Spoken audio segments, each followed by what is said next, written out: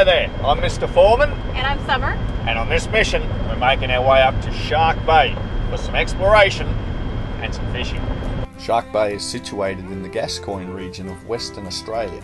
It is a World Heritage Site and also the westernmost point of Australia.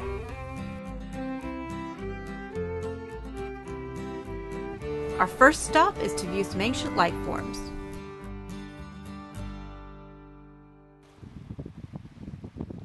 We're here at Hamlin Pool to have a look at stromatolites. These rocky formations are the result of a blue-green algae that first appeared on Earth 3.5 billion years ago. Sand and silt sticks to the algae, creating layers.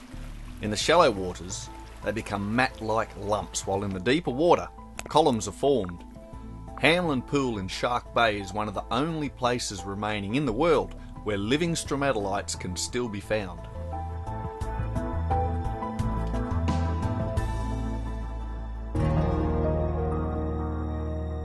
We're here on Shell Beach, which is made almost entirely out of these, which are the shells of the carded cockle.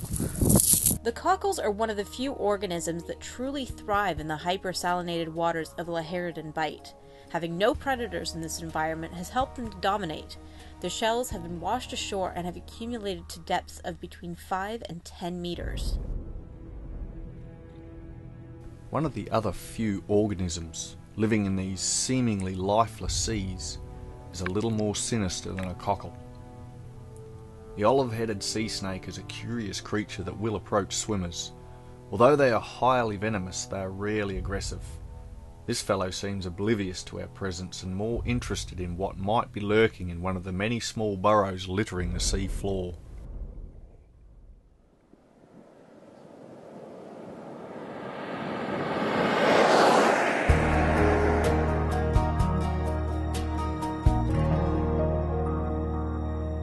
What we have here is a view off Eagle Bluff showing the shallow water of Shark Bay. The darker waters out there are sea meadows. Apparently this place supports the largest sea meadows anywhere in the world, and that supports a large population of a marine mammal called dugong. These sea meadows cover a considerable area in the Shark Bay region. Shark Bay is largely protected by ocean currents. The low rainfall and lack of runoff allows for clear, calm, shallow waters, perfect for the prolific growth of these grasses. Seagrasses are not like seaweed, which is an algae. Instead, they are more similar to terrestrial plants and can flower and pollinate underwater. The meadows offer important habitat and food resource to many of Shark Bay's aquatic denizens.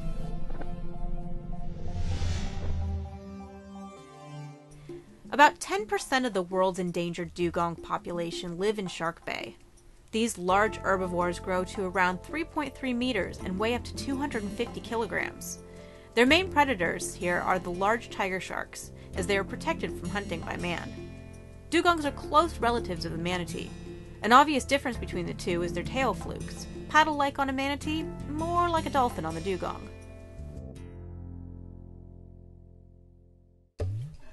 From atop Eagle Bluff, looking down into the crystal clear shallows usually offers good wildlife viewing opportunities. Eagle rays cruising happily above the sand. Sharks are a fairly common sight, as one would expect, considering the place is called Shark Bay, named so by explorer and pirate William Dampier in 1699. There is no shortage of stingrays and schools of small fish.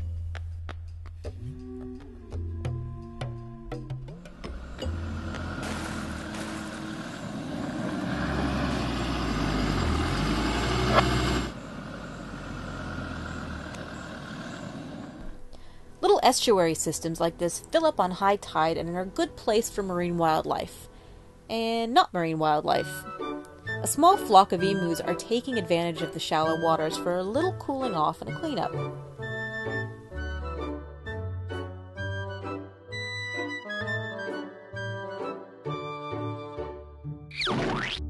Small shovel-nosed rays are also fond of the location, basking in the shallows. Safe from larger, more horrible things. Stingrays like to hang out in these areas also, as there are plenty of small fish to make a meal of.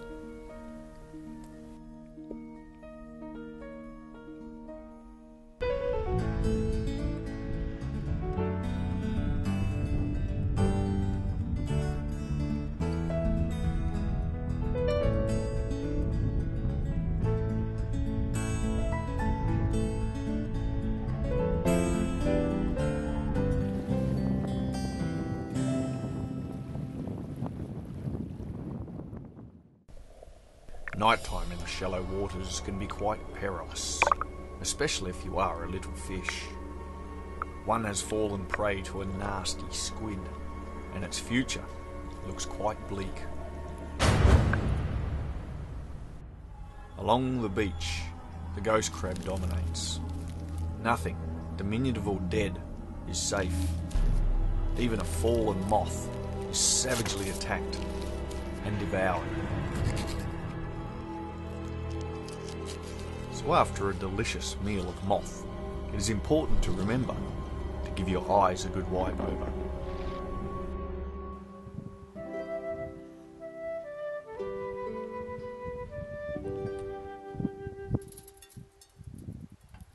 The remote township of Denham is Shark Bay's big smoke. With a population of about 600 people, Denham serves as the administrative center for the Shark Bay region and gateway for the multitudes of tourists who flock to the area. Denham has several service stations. The silver gull enjoys a drink from a soapy water trough before flying off to join his companions out on somebody's luxury yacht, which they have been using as a latrine. This resident osprey is enjoying a tasty raw fish, proof there might be something for me to catch out in these waters. Just out of Denham is Ocean Park Aquarium, where visitors are treated to a number of small attractions. But it's the fish and shark feeds in the two larger pools which are the real draw. Most of the fish compete feverishly for handouts, but one particularly grumpy fellow isn't pleased about the notion of expending energy.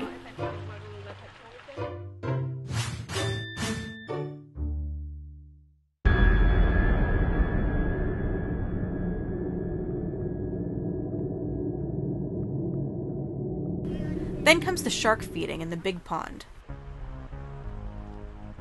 Though it's not just the sharks that are competing for small filleted morsels of bone and bits of skin. Lurking about with the sharks are cobia, trevally, and estuary cod. Anyone interested in learning more about the fascinating and dangerous aquatic life of Shark Bay would do well to partake in this small but info-packed tour. It's time to launch the Interceptor, 3.5 metre not-so-fearsome vessel of the not-so-high seas.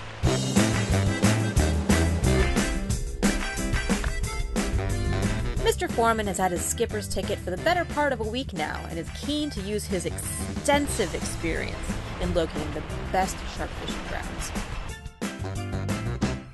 Our first cast of the trip, a morsel of squid on a hook. And we're on! The thing seems to pull like a train, and landed. Our first catch, and it's a monster. Already our burley bucket has attracted several sharks. It's time to launch out another chunk of squid. In zooms the first shark, and then he's on the hook. A mighty battle ensues. Observe the proficiency of the angler as he fumbles about that rod. The man-eater has made a spectacular breach. Then he's in, and about to be landed. Oh bugger, he's off. Surely, he must have been near on 14 foot. Monkey Maya is 23 kilometers northeast of Denham and is famous for the frequent visits of habituated bottlenose dolphins, attracted by the promise of food. Every morning at 7:45 a.m., tourists gather on the beach as the dolphins arrive. The feeding is nowadays strictly regulated by the park staff to protect the dolphins. It has been found that there was a high mortality rate of baby dolphins due to neglect by parents hanging around for handouts. Physical contact with the dolphins is also discouraged. Monkey Maya started out as a fishing and pearling base. It was back in the 1960s when a fisherman and his wife began feeding the dolphins. This saw Monkey Maya escalate into a major tourist attraction.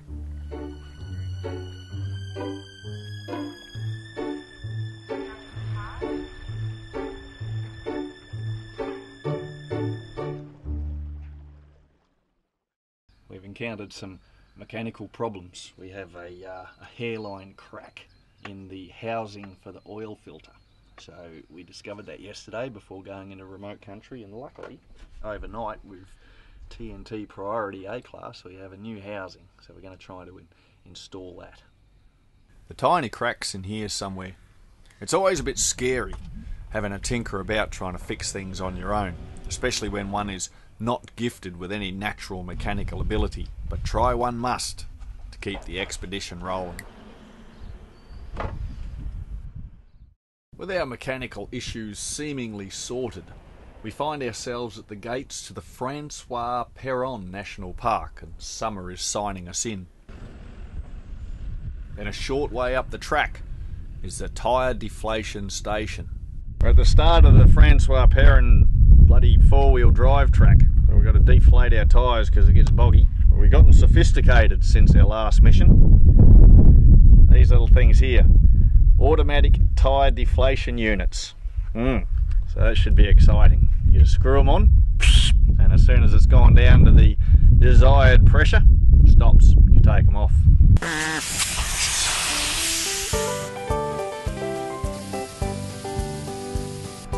The road ahead to the Cape Peron Peninsula may not be the most difficult track we've tackled, yet it does get quite soft in a few spots, and a four-wheel drive vehicle is a must.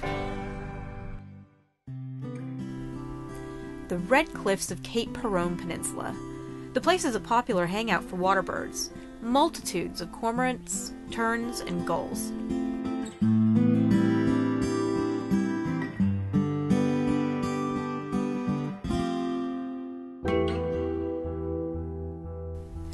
Just around the corner, a boardwalk leads to Skipjack Point and several lookouts. From here are excellent views along the rugged coastline.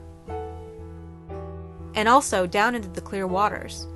There's always a good chance of spotting something of interest, such as this obscure blob beneath the water, which appears to be a turtle. And you don't have to be too lucky for a shark sighting.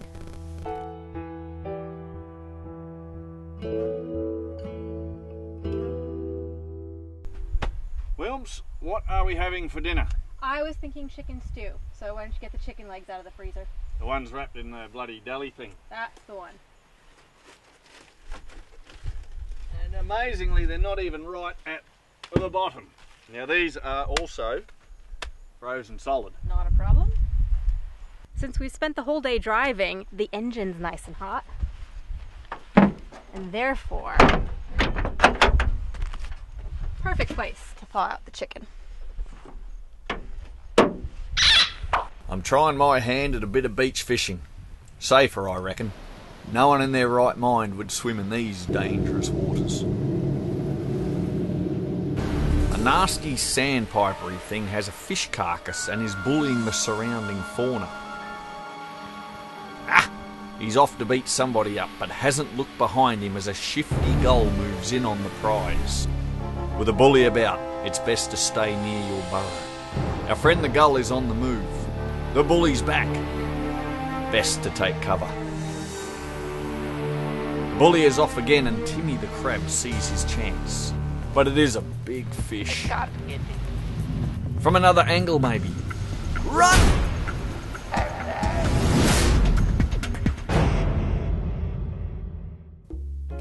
This time we see Cape Peron from the water aboard the Interceptor. Our objective is to reach the other side where our illustrious skipper believes all the giant fish will be. We do have quite an audience as we pass by.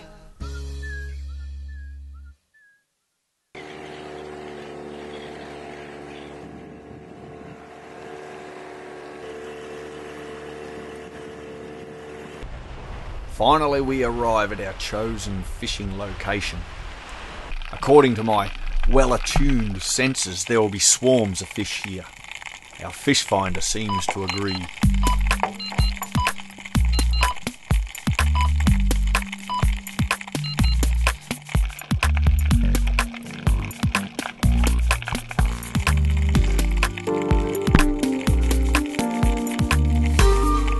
Here we are, under the cliffs at Skipjack Point, and we're to start off with a soft plastic. Cast out.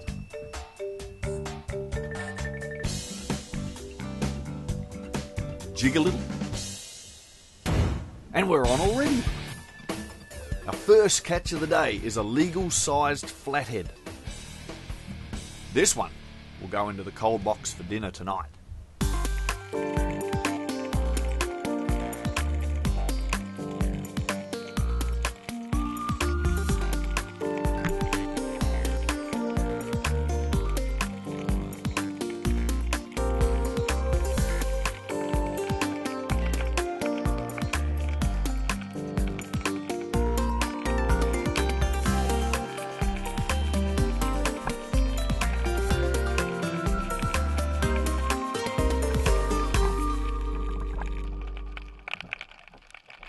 we're going to do now is go and try and catch some of these garfish that have been brought in by the burley bucket.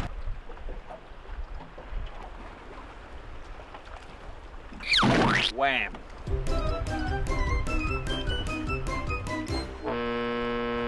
Oh, they love it, these fish. A slow retrieve with a little twitch. Slow retrieve, little twitch. They just can't help themselves. It's like a person walking past McDonald's.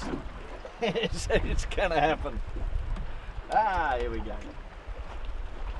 And that's a yellowfin black spot. The fishing is running hot with one monstrous creature after another. Fellow's a Tyre wine.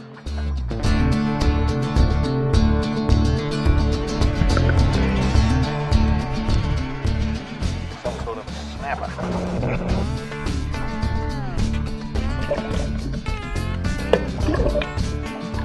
Right, this is the blue-lined emperor.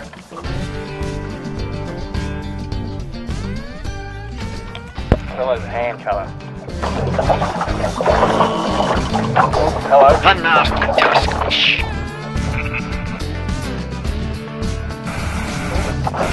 In trouble.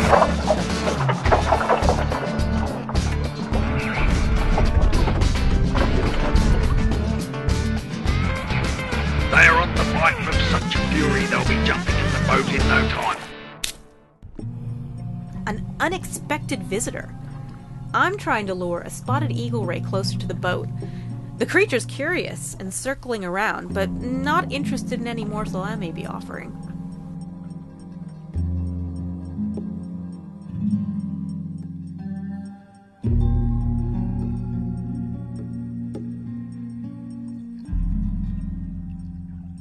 It's time to stop messing about with tiddlers and go for the real big stuff. We're casting out with a shiny lump of steel with hooks on. And in no time at all, we've hooked on to perhaps the world's biggest fish. We need to steer him onto the other side of the boat. We're blocked by an anchor rope. Around to the stern. Big pile of rods and line. You never want to have an organised and clutter-free vessel because that would make things far too easy. Ooh, and we've landed him.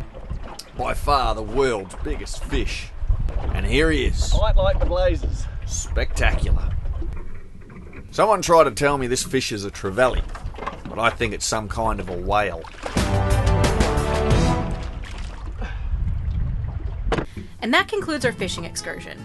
After a bit of angling, checking out some living fossils, fraternizing with friendly dolphins, tackling four-wheel drive tracks, and encountering some of the incredible wildlife in and around Shark Bay, our adventures come to an end. For now, Shark Bay still has plenty to offer, but we'll save that for another day. Here, Pink Snapper has the final word, letting us know what he thinks of fishermen. So put that in your pipe and smoke it.